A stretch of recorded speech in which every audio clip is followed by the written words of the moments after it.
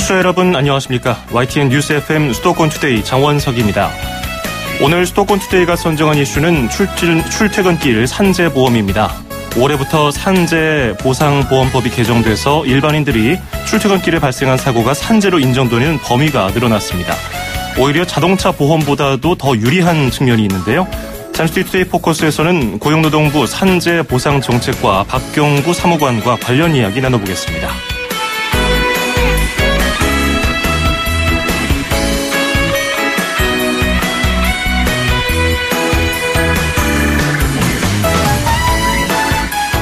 오늘 아침 앵커가 뽑은 수도권 뉴스입니다. 서울시가 설을 맞아서 저소득 가구의 중고등학교 교복비 그리고 명절 위문 품비로 64억 원을 지원한다고 밝혔습니다.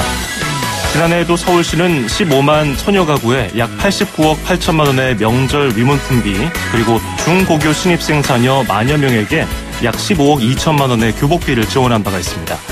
지원 대상은 기초생활수급자 생계의료급여 가구의 중고등학생 신입생들입니다. 자치구에서 직접 선정하기 때문에 별도의 신청은 필요 없고요. 2월 말과 4월 말에 해당 학생의 계좌로 입금됩니다. 브리트니 스피어스의 썸타임스 띄워드리면서 2018년 2월 12일 수도권 투데이 시작합니다.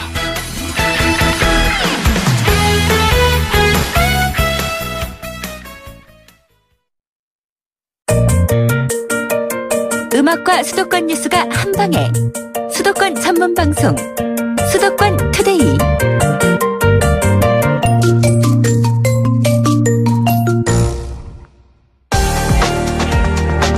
투데이 포커스. 저희 수도권 투데이에서 지난달에 다룬 바가 있는 산업재해 보상보험법에 대해서 오늘은 후속 인터뷰를 해보려고 합니다. 올해 1월 1일부터 출퇴근길 산업재해 인정 범위가 넓어졌죠. 공무원이 아닌 일반 직장인들도 회사에서 제공하는 교통수단 외의 방법으로 출퇴근 시에 사고가 발생하면은 산재 적용을 받게 되는 것이 주요 내용이었습니다. 시행된 지 2달 반 정도 지났는데요. 사업주라든지 정치권의 다양한 의견이 있지만 오늘은 근로자 입장 위주로 알아두면 좋을 정보를 알아보겠습니다. 고용노동부 산재보상정책과의 박경구 사무관 연결해서 이야기 나눠보겠습니다. 사무관님 안녕하세요. 예, 안녕하십니까. 네. 우리가 출퇴근길에 또 바쁘고 정신없다 보면은 자동차 사고가 발생했을 때 일단 급한 대로 자동차 보험회사에 연락을 하는 경우가 많지 않습니까? 그런데 출퇴근길에 자동차 사고도 역시 산재보험금을 받을 수 있게 됐죠? 예, 그렇습니다. 아까 사회자님께서 말씀하신 것처럼 예전에는 이제 통근버스 같은 회사에서 이제 제공하는 차량으로 출퇴근하다가 사고가 나는 경우에만 인정이 됐는데 저희가 이제 통근버스를 제공하지 않는 회사에서 일하는 경우에는 산재로 보상을 받기 힘든 거잖아요. 그래서 이제 이런 부분이 좀 불합리하다는 의견이 계속적으로 있어왔고 정부도 이제 이런 부분을 계속 개선하려고 준비를 해왔고 그래서 작년에 법이 개정이 되어서 지금은 이제 기존의 통근버스뿐만 아니라 자가용으로 출퇴근하다가 사고 발생해도 산재로 인정하고 있습니다. 예, 통근버스뿐 아니라 자가용으로 출퇴근을 해도 중간에 사고가 발생하면 산재보험을 받을 수 있고 대중교통과 자가용, 자전거도 다 포함이 되는 거죠? 예. 출퇴근제는 이제 통상적인 방법으로 출퇴근하면 모두 인정이 되기 때문에 말씀하신 대중교통, 자가용, 자전거뿐만이 아니라 도보로 출퇴근하는 경우에도 지금 포함이 되고 있습니다. 그렇군요. 이제 오늘이 2월 12일이니까 아직 시행 초기입니다만은 출퇴근길의 산재보험 신청 건수가 어느 정도나 됩니까? 지금 이제 현재까지 대략 한 600건 좀 이상 신청이 되긴 했는데요. 시행 초기인 점을 감안하면은 추후에는 보다 좀 많이 더 늘어나지 않을까라고 예상을 하고 있습니다. 그렇죠. 고용부가 애초에 연간 한 8만 건 정도 그 정도를 예상했었는데 예상보다는 굉장히 적은 수치입니다만은 아직 초기니까요. 앞으로 더 늘어날 것으로 예측이 되고요. 근데 자동차 보험사를 통해서 교통사고 등을 처리하면은 편리하긴 한데 할증이 붙어서 나중에 부담을 느끼는 분들이 많지 않았습니까?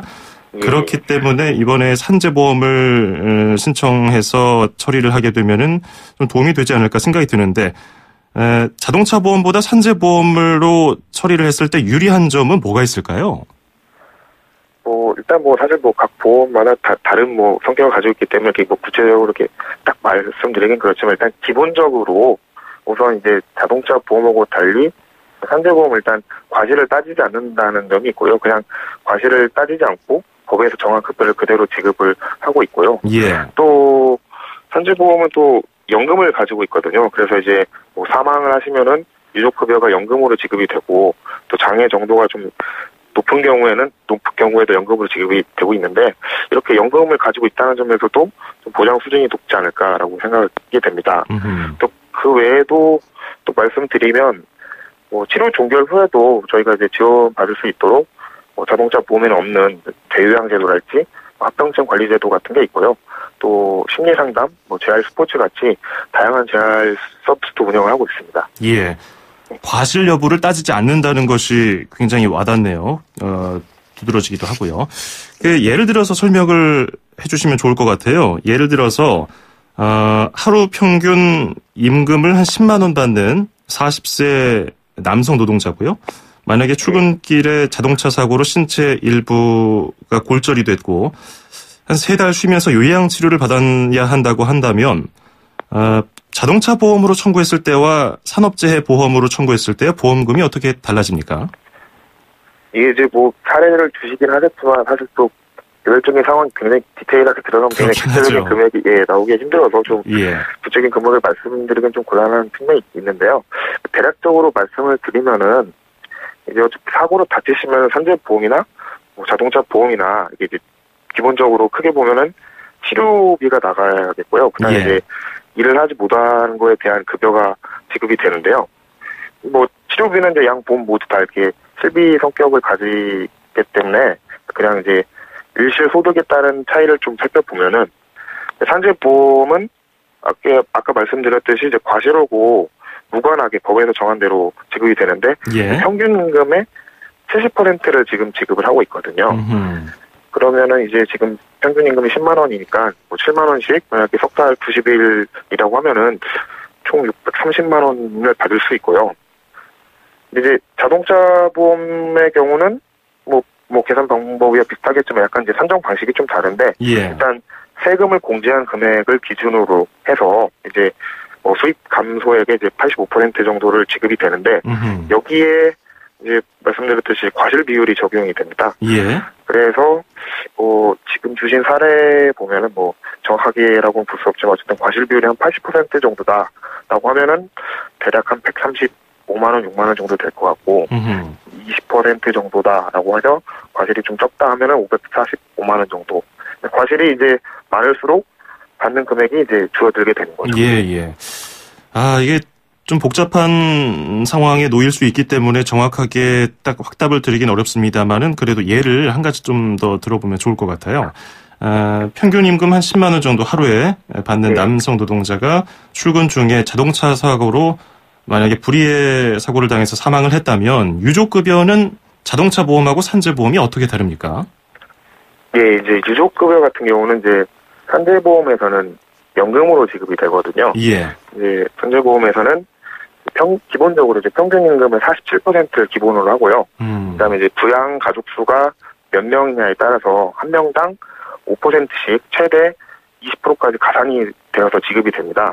그래서 만약에 지금 드신 예에서 이제 뭐 노동자분, 돌아가신 노동자분이 부양했던 사람이 뭐 한 명이냐 두 명이냐 뭐 그 차이에 따라서 1년에 최대 약 1,900만 원에서 최대로 치면은 2,450만 원 정도까지 받을 수 있고요. 그다음에 또 연금이기 때문에 이게 유족연금은 수급자가 이제 사망하실 때까지 지급이 되거든요. 그래서 이제 실제로 이게 그분 이제 누적 지급 금액은 이제 뭐 생존 기간이 길수록 많아지게 되는 구조입니다. 그러니까 예를 들어서 이제 유족이 한 분이었고 그다음에 한 20년 생존하셨다고 하면은 한 3억 8천만 원 정도, 30년이다 하면 또 5억 7천만 원 정도 뭐 계속 늘어나는 구조이긴 하죠. 그다음에 이제 추가적으로 또 장의비가 지급이 되는데요. 장의비는 이제 이것도 법상 이제 평균 임금의 121분이 지급이 되기 때문에 1,200만 원 정도를 받게 되고요. 그다음에 자동차 보험의 경우는 장례비가 500만 원이고, 그다음에 사망 당시 나이를 이제 고려를 해서 이자료랑 그다음에 이제 얼마까지 일을 할 수 있었는지 그 취업 가능 연한을 고려를 해서 상실 수익액을 산정하게 되거든요. 예. 그 산정된 금액에서 이제 또 본인의 과실 비율이 얼마냐 그걸 적용을 해서 최종적으로 이제 받게 되는 금액이 되고요. 또 뭐 말씀드린 경우는 한 과실 비율이 한 20%였다고 상정을 하면은 예. 일시금으로 한 대략 2억 8천 정도 되지 않을까라고 생각이 됩니다. 그렇죠. 일반 뭐 자동차 보험의 경우는 과실 여부에 따라서 그 퍼센테이지에 따라서 금액이 달라지니까 지금 뭐라고 정해줄 수는 없지만 산재 보험은 과실 여부를 따지지 않는다는 것, 이것이 이제 핵심적으로 다른 부분이라고 할 수 있겠습니다. 자, 그런데 지금 이 방송 듣고 있는 분들 중에서 이거 나는 이미 올해 들어서 자동차 사고 출퇴근길에 난 거 자동차 보험으로 처리했는데 너무 아쉬운데? 라고 생각하는 분들이 있어요. 그러면 이분들도 이 산재보험으로 바꿔서 다시 신청할 수 없겠습니까? 뭐 자동차 보험으로 처리를 한 경우에도 뭐 산재로 신청이 가능합니다. 그렇군요. 예, 이 경우는 이제 동일한 보장 항목에 대해서 저희가 이제 중복 지급은 안 되지만 이제 산재에서 지급할 금액이 더 많다 이런 경우에 있어서는 이제 자동차 보험금을 받았다고 하더라도 그 차액에 대해서 이제 근로복지공단에 청구를 하시면 됩니다. 그러면 올해 들어서 출퇴근길에 자동차 사고로 보험 처리를 하신 분들, 일반 회사에서 보험 처리를 하신 분들은 산재보험을 따로 신청하시면 그 차액을 받을 수 있겠군요. 예, 차액이 있다고 하면 그 차액에 대해서 받을 수 있습니다. 물론 뭐 이따가도 또 여쭤보겠지만 몸이 다쳤을 경우에 들어간 금액에 한해서 이렇게 받는 거 아니겠습니까? 그렇죠. 예. 자, 그리고 이외에 출퇴근 자동차 사고 시에 산재보험과 자동차 보험을 비교했을 때 추가적으로 청취자분들이 알아두면 좋을 게 뭐가 있을까요? 예, 뭐 사실 바로 앞에 나온 이야기긴 하지만 가장 제일 지금 도입돼서 제일 착각하시는 게 이제 자동차 보험으로 처리를 했기 때문에 산재는 신청이 안 된다라고 생각하시는 분들이 많거든요. 저희도 이제 그런 전화를 많이 받거든요. 그래서 이제 그렇지 않다는 걸 앞에서 말씀을 드렸고요. 그다음에 또 가장 또 오해하시는 부분 중에 하나가 이게 산재는 회사에 신청을 해야 하는 게 아니냐. 뭐 이거 백날해도 회사에서 이렇게 산재를 해주겠냐라고 생각을 많이 하시더라고요. 근데 이제 회사랑 상관없이 사고가 나면은 근로복지공단에 신청을 하시면 됩니다. 뭐 예전에는 이제 사업주의 확인을 받는 절차가 있었는데요. 이제 올해부터는 그 사업주 확인 제도도 지금 폐지가 돼서 사업주 확인을 받아야겠다. 뭐 그런 부담을 가지실 필요는 없을 것 같고요.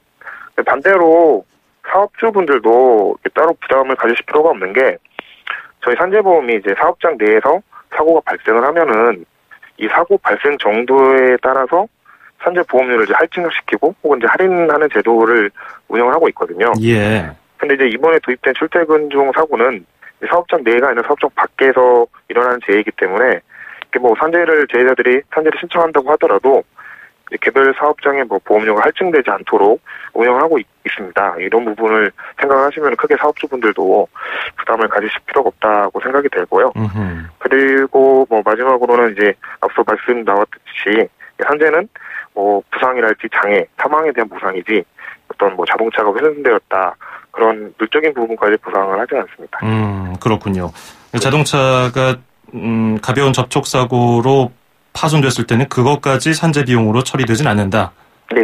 다만 자동차 보험과 산재 보험의 가장 큰 차이는 과실 여부를 따지지 않는 점. 이것까지 알아두시면 좋을 것 같습니다. 자, 오늘 말씀 여기까지 듣죠. 고맙습니다. 예, 감사합니다. 네, 지금까지 고용노동부 산재보상정책과의 박경구 사무관이었습니다.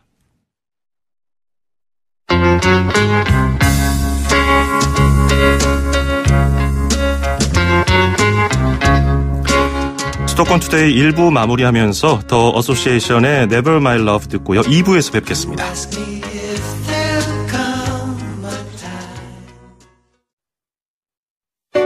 2,500만 수도권 청취자를 위한 모든 소식이 한자리에 YTN 뉴스 FM 수도권 투데이 FM 94.5MHz YTN 뉴스 FM 수도권 투데이 2부 듣고 계시고요. 저는 아나운서 장원석입니다. 2부에는 수도권 행정탐방 코너 그리고 여기는 출입처입니다 코너가 준비되어 있는데요. 수도권 행정탐방부터 만나보시죠. 서울, 경기, 인천, 짚고 수도권 정부의 핵심이 바로 여기에 수도권 행정탐방. 네, 수도권 행정탐방 경기도로 가보겠습니다. 김호원 농식품유통과장 연결하겠습니다. 김 과장님 안녕하세요. 네, 안녕하세요. 경기도 농식품유통과장 김호원입니다. 네, 우리가 어렵지 않게 G마크에 대한 얘기를 들을 수가 있어요. 근데 네. G마크가 뭘까? 저 G가 의미하는 게 뭘까? 좀 궁금하기도 하는데 이게 어떤 의미를 담고 있습니까? 우리 G마크는요, 우리 도 내에서 생산되는 그 우수 농식품에 대하여 그 도지사가 품질을 인증하여 그 안전하고 건강한 먹거리를 제공하기 위해 지방자치단체 최초로 2000년부터 도입한 최고의 그 먹거리 인증 제도가 되겠습니다. 그렇군요. 뭐 경기를 의미하는 뭐 G, 뭐 굿, 뭐 이 정도 의미가 될까요? 네, 그렇습니다. 그렇군요. 자, 지난해 안전한 먹거리에 대한 이슈가 역시 많았는데요. G 마크만을 위한 좀 다른 것과 차별화된 관리 방법이 있다면 뭐가 있을까요? 네, 그 G마크 인증을 받은 그 생산자들은요, 그 인증 절차가 까다롭다고 많이 얘기하십니다. 네. 그 이유는 우선적으로 그 안전성이 담보되어야 하기 때문입니다.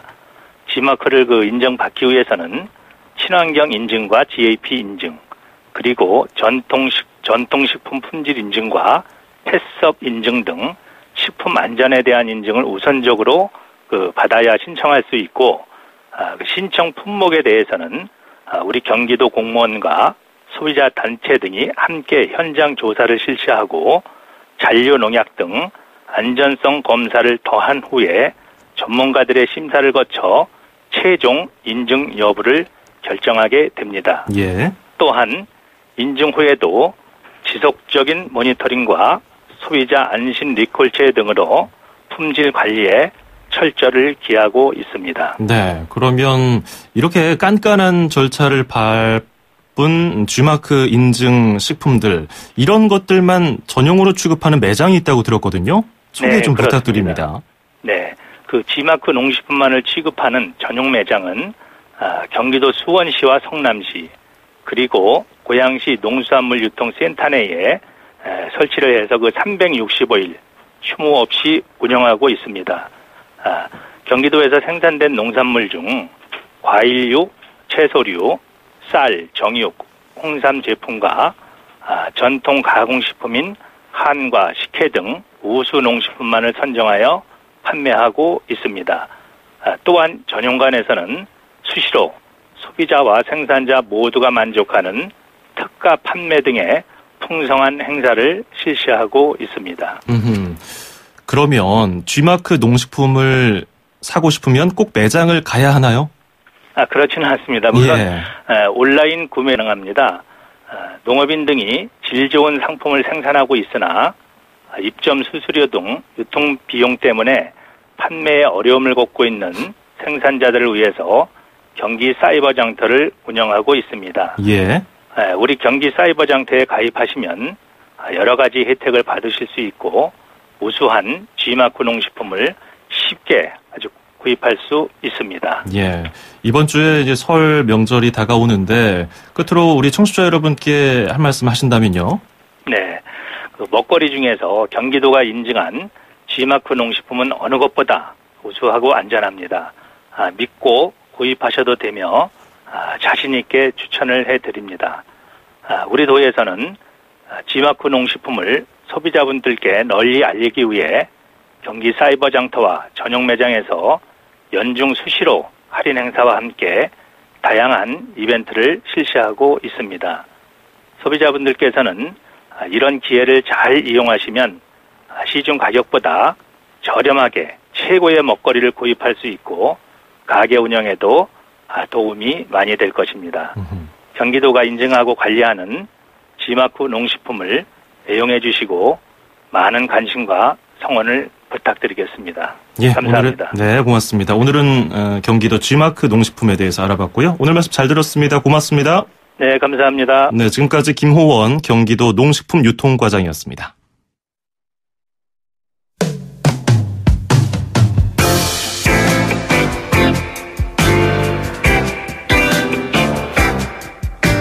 로버트 홈스가 부르는 이스케이프 듣고요. 잠시 뒤 여기는 출입처입니다 코너로 이어갑니다.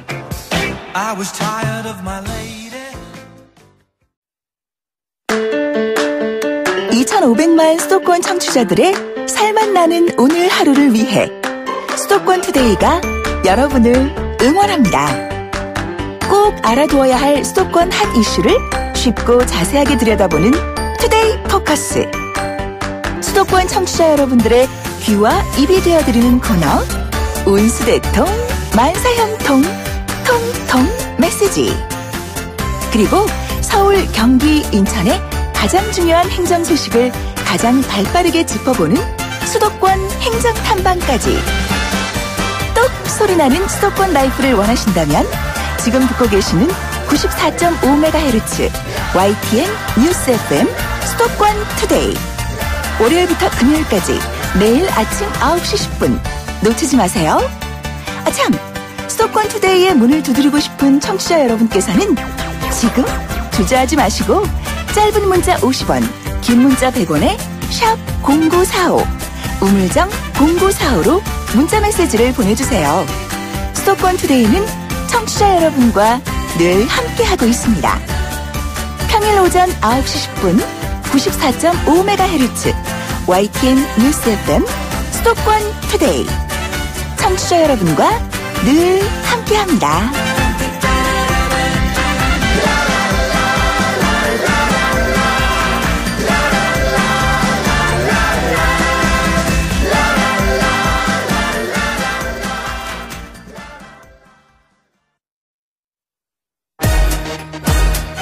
출입처 기자들의 수첩을 살짝. 가장 빠른 수도권 소식을 전해드립니다. 여기는 출입처입니다. 출입처로 가보는 시간, 오늘은 경기도로 가보겠습니다. 경기일보의 한진경 기자가 연결되어 있습니다. 한 기자 안녕하세요. 네, 한진경입니다. 예, 우리가 기사를 쭉 보다가 보면 숫자는 늘 바뀌는데 내용은 비슷한 기사가 있습니다. 뭐 환율이나 증시 기사가 아니고 취업난 관련된 기사가 아닐까 싶습니다. 뭐 몇 년 만에 최악의 취업률 이런 건데요. 지자체에서도 일자리를 만들려고 총력을 가하고 있습니다. 경기도에서는 일하는 청년 시리즈가 대표적인 거죠? 네, 그렇습니다. 올해부터 경기도 일하는 청년 시리즈 사업이 시작됐는데요. 예. 경기도 일하는 청년 시리즈는 중소기업들의 인력난과 청년 일자리 문제 해결을 위한 총 3가지 사업으로 구성되어 있습니다. 먼저 청년 연금 사업이 있는데요. 이 사업은 중소기업에 다니는 청년이 매월 30만 원씩 납입할 경우 10년이 되면 1억 원의 목돈을 만들 수 있도록 지원하는 사업입니다. 또 중소기업 기피 요인 중 하나인 적은 임금 문제를 해결하기 위해서 매월 30만 원씩 2년간 추가로 지원해주는 마이스터 통장과 네. 적은 임금 문제 해결하기 위한 그 마이스터 통장과 그리고 온라인 쇼핑몰에서 물건을 구매할 수 있도록 연간 최대 120만 원 상당의 포인트를 제공하는 복지 포인트, 이렇게 3가지 사업으로 구성되어 있습니다. 경기도에서 가장 내세우고 있는 이런 사업들이죠. 지난주에 1차 모집이 마감된 걸로 알고 있는데 경쟁률은 어땠습니까? 네, 지난주 3개 사업에 대한 지원자 1차 모집을 진행한 결과 청년연금은 3,000명 모집에 1만 246명이 지원하면서 3.4대 1의 경쟁률을 기록했습니다. 3개 사업 중 가장 높은 경쟁률이었는데요. 예. 청년 마이스터 통장은 5,000명 모집에 8,874명이 신청하면서 1.7대 1의 경쟁률을 보였습니다. 청년 복지 포인트는 다소 부진했는데요. 3만 명 모집에 1만 7,378명이 신청을 완료했습니다. 경기도는 서류 심사를 거쳐서 27일 1차 모집 최종 합격자를 발표할 예정입니다. 그렇군요. 청년들의 이런 관심이 몰리는 것이 좀 안타깝기도 하면서 좀 혜택이 늘어나면 어떨까 또 생각이 들고 여러 가지 반감이 교차합니다. 이런 가운데 공무원의 인기는 계속해서 늘어나고 있습니다. 경기도가 올해 신규 공무원 채용 계획을 발표했죠? 네, 그렇습니다. 경기도가 올해 신규 공무원을 3,874명을 채용하기로 했습니다. 주요 직렬별 채용 인원은 행정 9급이 1,551명, 사회복지 9급은 538명, 시설 9급의 경우 459명이고요. 세무 9급은 122명, 그리고 행정 7급은 60명을 채용합니다. 특히 올해는 특성화고와 마이스터고 졸업자를 대상으로 하는 고졸 경력 경쟁 임용 시험 선발 인원이 조금 확대됐는데요. 지난해 20명이었던 선발 규모는 올해 30명으로 늘어나서 학력이 아닌 이 능력과 실력을 갖춘 학생들에게 공직 진출의 문이 넓어졌습니다. 예. 자, 그리고 최근에 대형 화재로 시민들이 불안을 겪고 있고요. 또 지금 건조한 날씨 때문에 강원 인근에서도 화재 산불이 이어지고 있다고 하는데 경기도가 화재 대응을 위한 특별 체계를 가동했죠. 이 소식 전해주시죠. 네, 그렇습니다. 경기도가 대형 화재를 예방하고 도민들의 인식을 개선하기 위해서 119 소방안전패트롤이라는 전담 기구를 출범했습니다. 경기도 내 34개 소방서에 40개 반, 총 80명으로 구성된 119 소방안전패트롤은 앞으로 비상구 폐쇄, 그리고 소방시설 차단, 불법 주차라는 3대 소방 불법 행위를 집중 단속할 예정입니다. 하루 평균 10개 시설을 돌면서 불법 행위를 살피고 1개 시설당 연 4회가량 반복 점검할 계획입니다. 예. 특히 지난 제천 화재 때 지적됐던 불법 주차 문제를 근절하기 위해서 소방 활동에 지장을 줄 정도로 불법 주차가 만연한 장소에는 단속을 한층 강화한다는 방침입니다. 그렇군요. 자, 그리고 경기도민들의 식수원인 팔당호의 수질이 가장 지금 좋은 상태라는 소식이 들어와 있는데요. 어떤 내용입니까? 네, 지난해 팔당호의 수질이 1994년 수질 관측을 시작한 이후 가장 양호한 상태로 나타났습니다. 예. 특히 낙동강과 금강 등 국내 주요 하천들이 1년 사이에 수백 번의 조류 경보가 발령됐던 것과 달리 단 한 차례의 조류 경보도 발령되지 않았는데요. 현재 팔당호 수질은 사상 처음으로 1급수에 근접한 상태입니다. 이에 경기도는 팔당 상수원 수질 유지를 위해서 2020년까지 2,240억 원을 투자해서 77개의 환경사업을 추진하기로 했습니다. 먼저 그동안 제대로 관리되지 못했던 소규모 개인 하수 처리 시설에 대한 관리가 강화됩니다. 또 수질 오염의 주요 원인인 가축 분뇨 처리를 위해서 공공처리 시설도 확대됩니다. 또 팔당호 오염행위 단속을 위한 CCTV, 안내판 확대부터 생태하천 복원 사업 등이 함께 추진될 예정입니다. 그렇군요. 오늘 경기도 소식 잘 들어봤습니다. 고맙습니다. 네, 지금까지 경기일보의 한진경 기자였습니다.